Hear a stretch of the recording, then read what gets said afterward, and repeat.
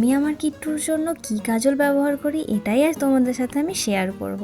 তো আমি পারচেস করেছিলাম বেবি হাগ থেকে এই এসেন্সিয়াল কাজলটা, যেটা সুপার স্টে ব্ল্যাক ফিনিশ দিচ্ছে এবং 100% ন্যাচারাল আছে, ডার্মাটোলজিক্যালি টেস্টেড আছে এবং এটাই ইনগ্রেডিয়েন্টস যেগুলো আছে এটা হচ্ছে কুলিং ক্যাম্ফার, হাইড্রেটিং কাউ ঘি আছে এবং সুথিং তুলসী আছে, নো প্যারাবেন্স আছে, আর নো মিনারেল অয়েল, নো প্যাথলেটিস আছে, আর 0 মান্থ প্লাস থেকেই এটা তোমরা ব্যবহার করতে পারবে।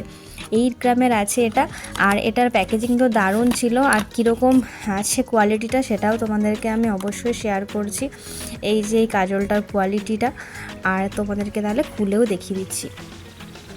প্রথম ঢাকনাটা খোলার পরে আরও একটা ঢাকনা আছে,